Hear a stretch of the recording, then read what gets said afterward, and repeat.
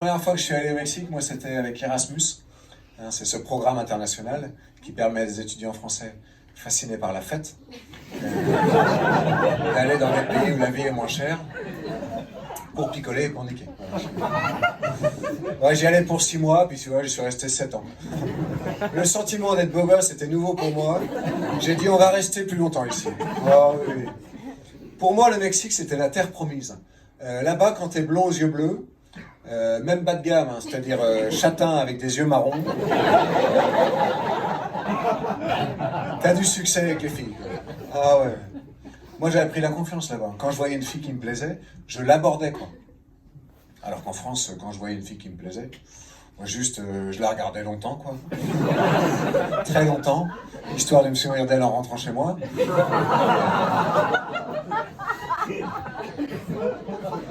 J'ai une théorie, moi. Si dans un pays, la musique la plus écoutée, c'est la salsa, tu peux draguer. Ils se sont habitués. Hein, ou la bachata aussi. Vous connaissez la bachata? C'est pas collé serré, c'est collé rentré, la bachata. C'est la seule danse où l'érection est autorisée. S'ils sont habitués dans un pays, tu peux draguer, il n'y a pas de souci. Par contre, si la musique la plus écoutée, c'est le rail, faut faire attention. Il faut savoir si elle a des frangins ou pas, avant de préférence. Et si c'est la samba brésilienne, alors là, il faut faire attention, mais pour une autre raison. Ça se passe à ce niveau-là, il faut bien regarder. Et dans le doute, un petit chabit. C'est pas discret, mais t'es fixé. Alors, pendant toutes ces années-là, moi, j'ai eu différents petits boulots, tous en lien avec la gastronomie. Parce qu'en fait, j'ai profité de ce qu'on appelle l'effet ratatouille. L'effecto ratatouille. En fait, c'est depuis la sortie du film de Ratatouille par Disney. Tous les Mexicains sont persuadés qu'en chaque Français sommeille un chef. Et quand tu sais pas quoi faire, c'est pratique en fait. Bah nous, on fait la même chose avec les Portugais, remarque. En France, nationalité portugaise égale CAP maçonnerie. Vous avez un diplôme? Non, mais une trouelle? Ah, mais c'est bon. C'est pareil. Alors moi, je savais pas quoi faire au début, mais mes potes mexicains m'ont dit, écoute, fais comme les Chinois, regarde, ils s'emmerdent pas, ils arrivent, ils parlent même pas espagnol, ils font des nems et ça cartonne. Fais pareil. J'ai fait des nems et ça a vachement bien marché, quoi. J'avais un petit chat doré qui faisait ça dans la vitrine. Un gros succès, quoi. Un jour, il m'est arrivé une mésaventure là-bas. Je vais vous la raconter parce que sur le moment, c'est jamais drôle, puis après, t'es content de les raconter.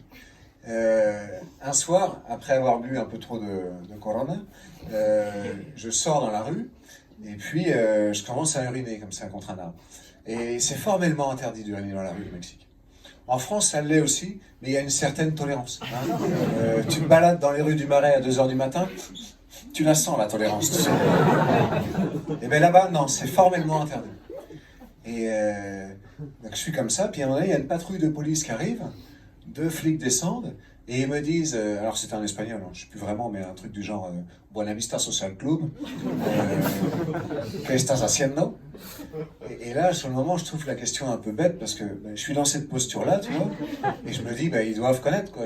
Même s'ils ne le font pas dans la rue, ils doivent au moins le faire chez eux. Tous les hommes du monde connaissent ce moment où tu as envie de faire précisément dans le trou, et ça part en 2 gestes séparés. Tu vois, ils doivent connaître ce moment. Donc je me dis, je vais raconter une blague pour détendre l'atmosphère. Sauf que la blague, si vous voulez, je l'improvise, quoi. Et je leur dis, je prépare un CAP coiffure. Estoy preparando un CAP peluquería. Je m'entraîne sur mes poils de bite. Voilà, c'est vrai qu'elle est pas ouf comme balle. Tu se fais pas un Olympia avec ça, quoi. C'est clair qu'à l'époque, je faisais pas d'humour. Hein. Et ça ne fait pas rire du tout d'ailleurs. Et ils m'embarquent dans leur voiture, dans la patrouille. Et on fait 10 km, 20 km. À un moment donné, on sort de Mexico. Et en passant un tunnel, je vois un grand bâtiment blanc avec écrit en bleu Centro Penitenciario Miguel Jonas. Ce qui veut dire en français Centre pénitentiaire Michel Jonas. On le voit plus, hein. Et bien le gars, il investit dans des prisons au Mexique. Bien joué. Et là, je passe en comparution immédiate devant un juge. Sauf que moi, j'avais jamais eu affaire à la justice en France. La plus haute autorité hiérarchique à laquelle j'avais affaire, c'est un maître nageur qui m'avait grillé en train de pisser dans l'eau. Donc c'est vrai qu'on est loin de... Après, du pédiluve, c'est pas malin non plus. Hein. Mon conseil, c'est au moins d'attendre le grand bassin. Et Et donc, il est devant moi, il m'intimide parce qu'il a son poncho rouge, là. Et puis, il prend le code civil. Bon, il fait semblant de chercher, mais il n'y a pas trop de loi dans le pays. Tu vois, à un moment donné, il dit, voilà, c'est là. Et vous avez uriné dans la rue, vous écopez de 200 $ d'amende ou de 24 heures de prison. C'est vous qui choisissez. Moi, à cette époque-là, j'étais étudiant. J'avais pas 200 $ à mettre là-dedans. Surtout que tu vis un mois avec ça au Mexique. Donc, je voulais pas payer. Mais à la fois, 24 heures de prison au Mexique, ça me faisait pas sauter de joie non plus, quoi. Donc, j'étais partagé. Même si en même temps, je me disais, hey, la prison au Mexique, c'est pas dans le guide du routard. Si t'en sors, tu pourras raconter. Hein. Courrier des lecteurs, voilà. J'ai découvert un endroit hors des sentiers battus, où je n'ai croisé aucun touriste, et qui mérite 3 petits sacs à dos. Et donc je me dis, je vais négocier, comme quand tu achètes des babouches à Marrakech, tu sais.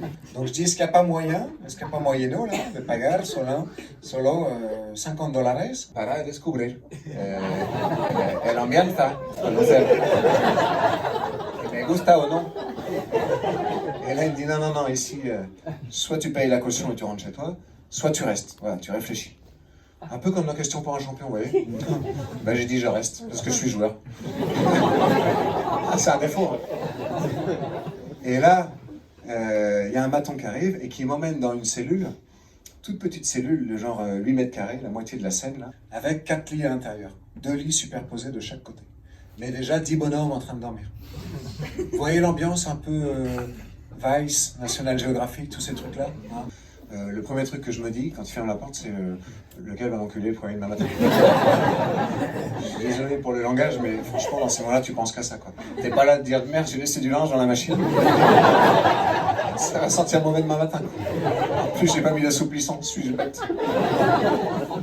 Et il y en avait un qui était plutôt balèze. Je me dis, si c'est lui, ça risque de faire mal. Ce qui est très con, parce que la taille du sexe n'est pas forcément corrélée au physique. Hein. Même si, à mon avis, Teddy Riner, quand il est à la Gaule, enfin bref. Et je suis en train de penser à tout ça. Quoi. Et là, à un moment donné, il y a comme un monsieur à l'intérieur de moi qui prend le contrôle de mon esprit et qui me dit Alex, si tu dois en passer par là, il faut peut-être préparer le terrain. Ne me jugez pas, messieurs. Je relate une anecdote de vie qui aurait peut-être pu vous arriver également. Donc je commence à m'assouplir l'anus avec les doigts. Et l'entrée principalement. Puis finalement, personne ne se réveille. J'avais les doigts qui sentaient la merde pour rien. Mais j'étais soulagé parce que j'avais évité le pire. Et puis j'avais découvert un truc qui... je peux comprendre si vous voulez. Moi j'ai les petites mains en fait. Bref. Et donc là je m'endors quoi. Et puis vers 7h du matin on est réveillé au clairon pour aller petit déjeuner. Alors je sais pas si c'est le fait d'avoir imaginé le pire qui m'a fait voir la vie en rose ensuite, mais j'ai trouvé le petit déj excellent. Franchement, niveau hôtel Mercure quoi.